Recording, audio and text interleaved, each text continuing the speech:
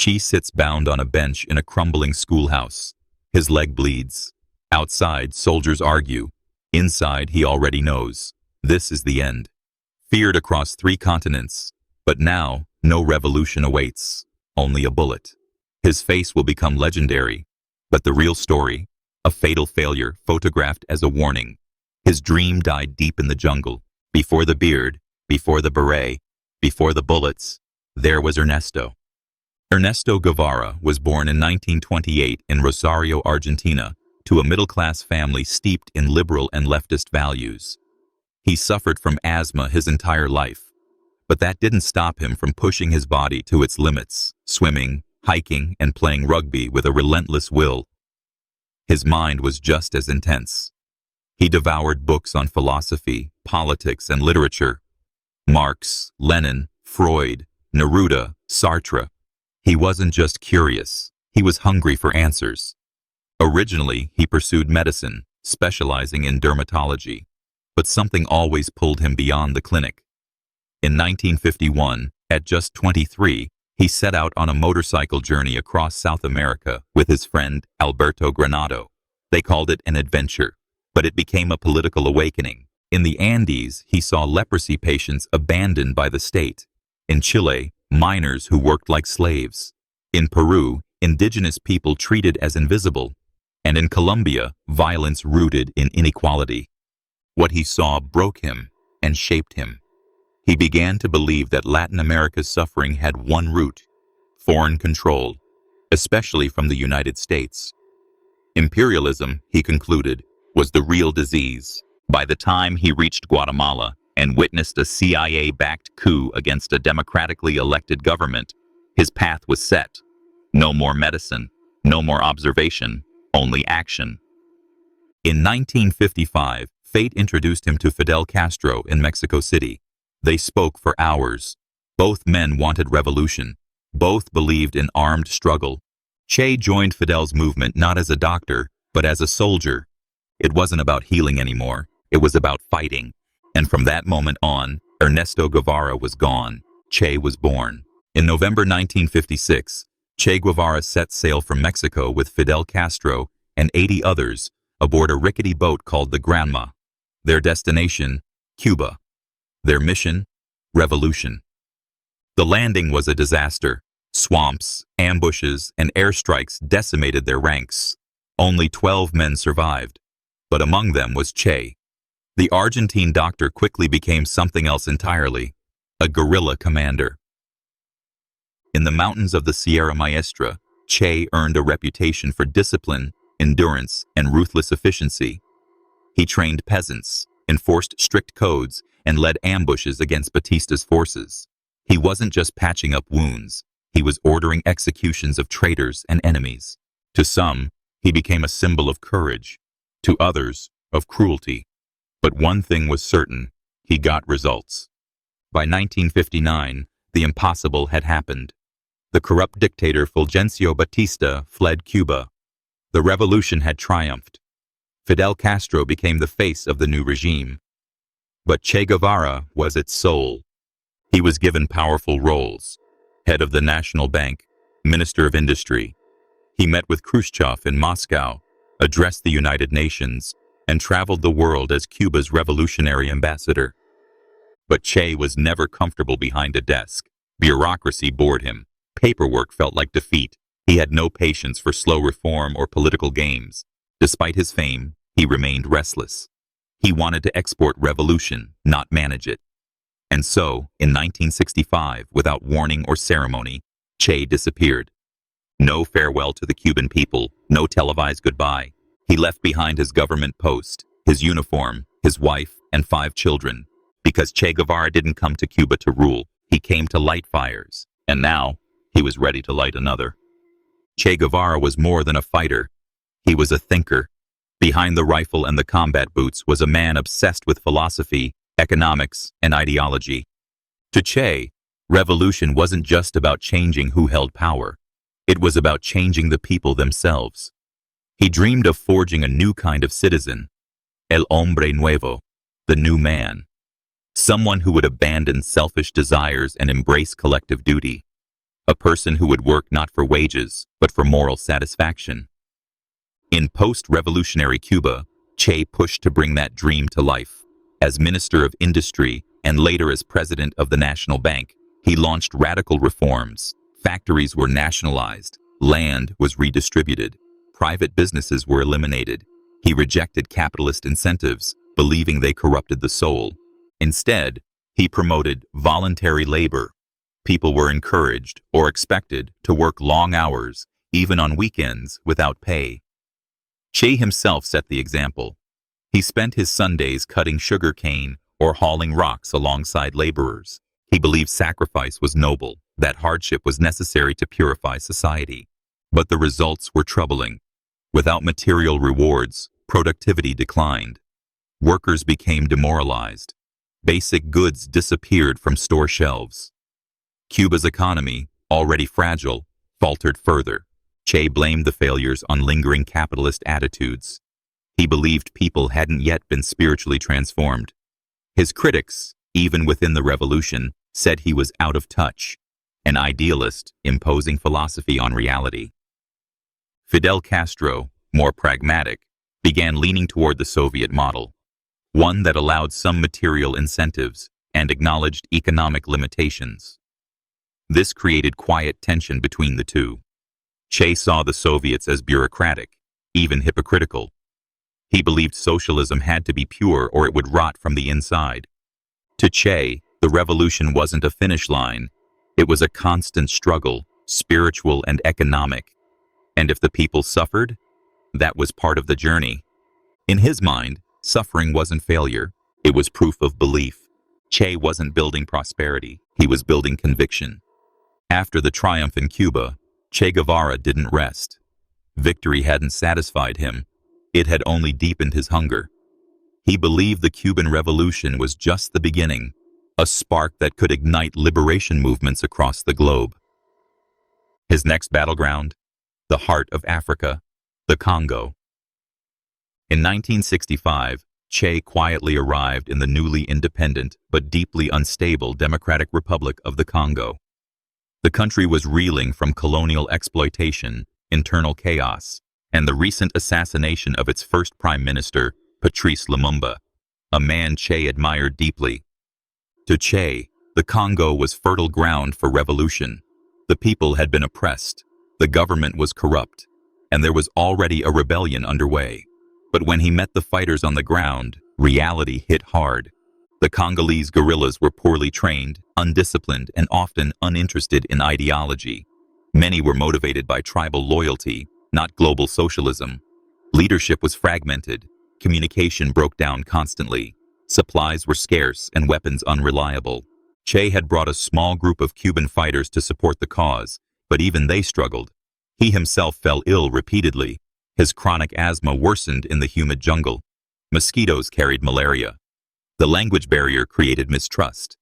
And worst of all, many locals viewed Che and his Cubans not as liberators, but as outsiders. Day by day, hope faded. Discipline eroded. His dream of uniting African revolutionaries under a single banner of anti-imperialism disintegrated. By the end of the year, it was clear. The mission had failed, miserably. Che withdrew in secret, disillusioned and physically broken.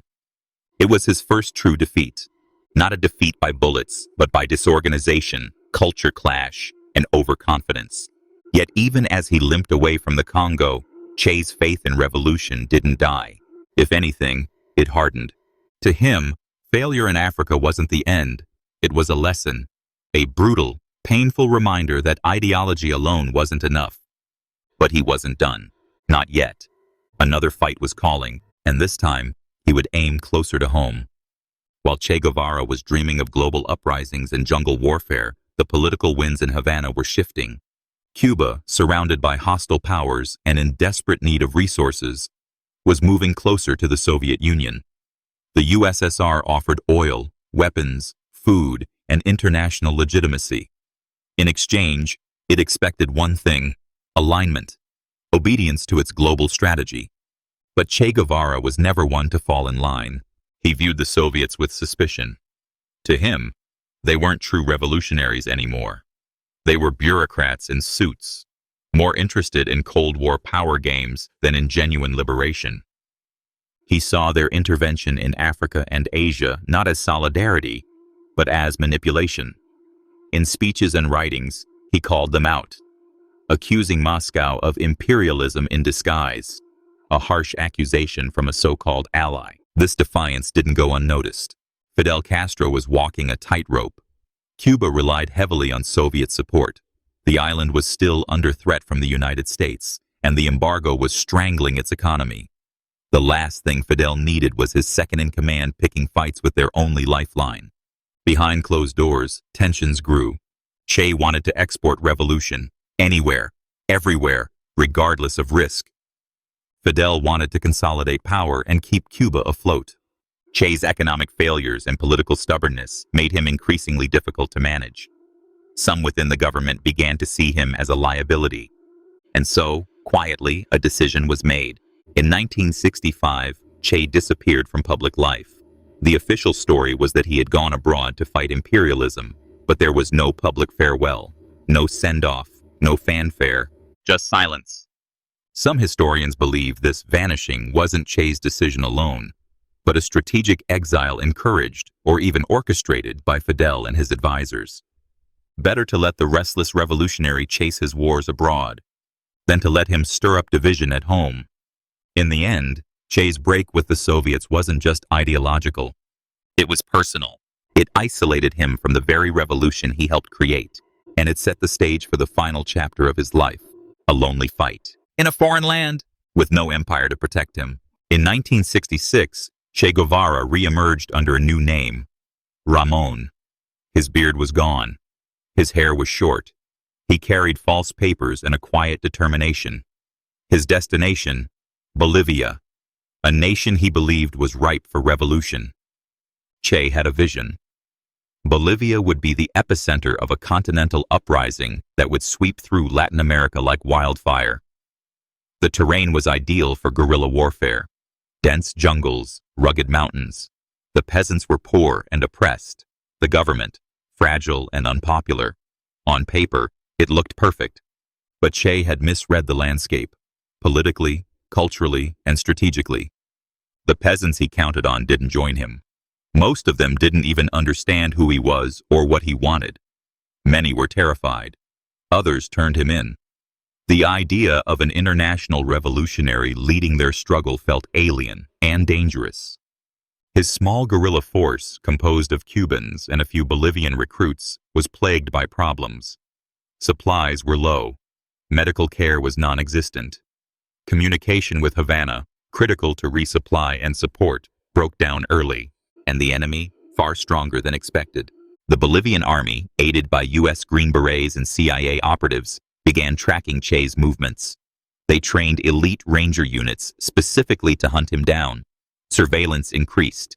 Intelligence tightened. The noose began to close. In combat, Che was wounded. His asthma worsened. He began coughing blood, barely able to march. His fighters were tired, disillusioned, and starving. Morale was collapsing. By September 1967, his group had shrunk to fewer than 20 men. Many had been killed. Others captured. They wandered through the jungle like ghosts, hunted, sick, and desperate. The man who once symbolized revolutionary strength was now a fading shadow, limping through the Bolivian wilderness, hiding from the very people he had hoped to inspire. But even as the walls closed in, Che never surrendered.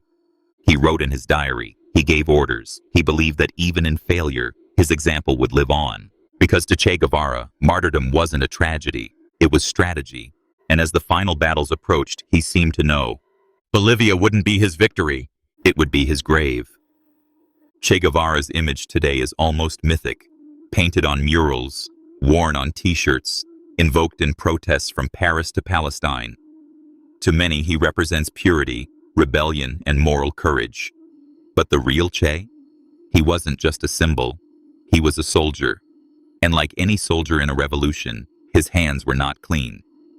After the Cuban Revolution's victory in 1959, Che was placed in charge of La Cabaña fortress in Havana, a former military stronghold turned into a revolutionary tribunal.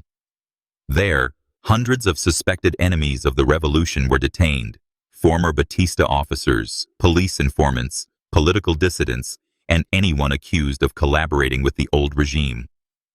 Che presided over trials that were swift, harsh, and often final. Some were guilty of brutal crimes. Others were caught in the chaos of a new regime seeking order through fear.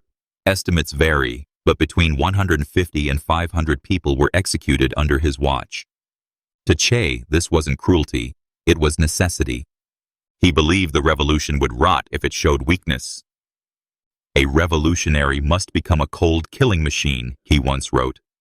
Justice, in his eyes, had to be revolutionary, fast, decisive, and unforgiving.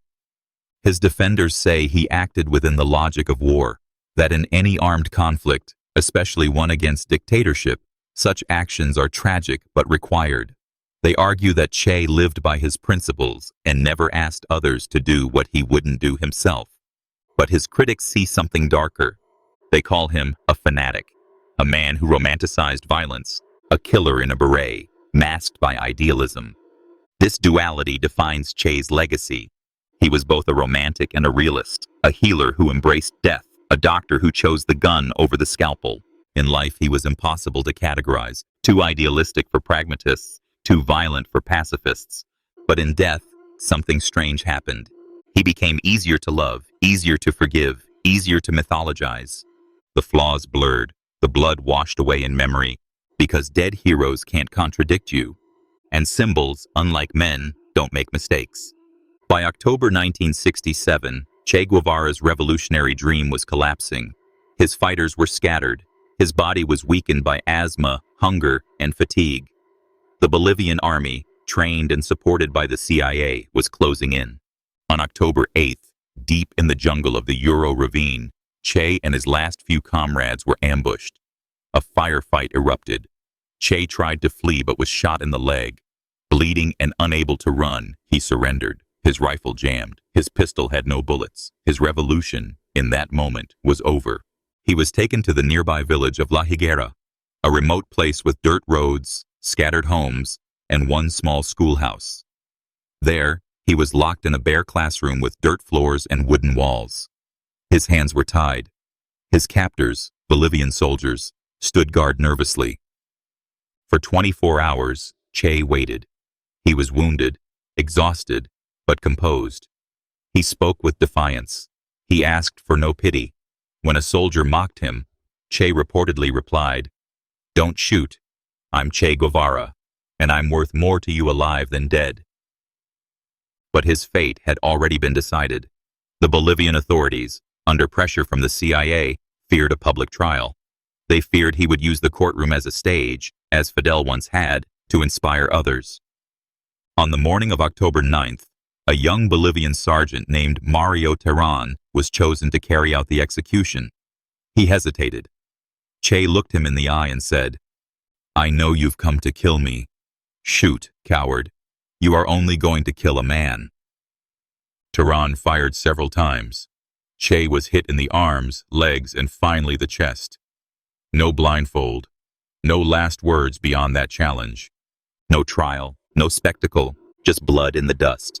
Che's body was tied to the landing gear of a helicopter and flown to a nearby hospital in Vallegrande. There, it was displayed to the press, proof that the infamous revolutionary was dead. His eyes were left open, his expression eerily serene.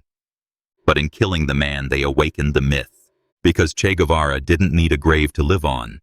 He just needed a photograph and a cause. After Che Guevara was executed in the Bolivian village of La Higuera, his body was flown to the nearby town of Vallegrande, tied to the landing gear of a military helicopter. Soldiers laid his corpse out on a concrete sink in the laundry room of a local hospital, bare-chested, eyes eerily wide open, bullet wounds on display. It was meant to be a warning, a message to the world. The rebel was dead, the revolution extinguished. Journalists, photographers, and officials were brought in to witness the proof. Flashbulbs popped. Che's long hair, beard, and open gaze gave him an uncanny resemblance to religious depictions of Jesus. Even those who hated him were struck by how peaceful he looked, like a man who knew he had become more than mortal. The Bolivian army paraded the body, desperate to claim victory. They even clipped locks of his hair and removed his hands for identification. The corpse was then buried in a secret grave, location unknown. But if they hoped to silence the revolutionary spirit, they miscalculated. The images they released, the bloodied but serene face of Che, sparked something unexpected. Across the world, he was reborn not as a man, but as a symbol, a martyr, a myth. Che's death, like his life, became political. Protesters in Europe carried his photo. Guerrilla movements from Africa to Asia used his name. His writings became revolutionary scripture. And then came the paradox. The anti-capitalist firebrand became a global brand. His face, etched in red and black, adorned t-shirts, coffee mugs, posters, and mouse pads. Fashion designers co-opted him. Rock bands embraced him. Teenagers wore his image without knowing his story. The irony was thick. A man who rejected consumerism now fueled it. But the myth had escaped control. Che Guevara, the flawed, complex man, had died. But Che, the idea, the defiant gaze, the clenched fist, the symbol of resistance, would never die. Because legends don't need countries.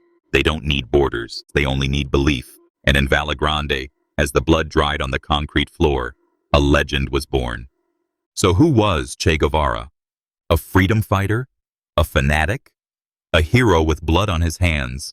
Or a killer with noble intentions? His legacy remains one of the most hotly debated in modern history.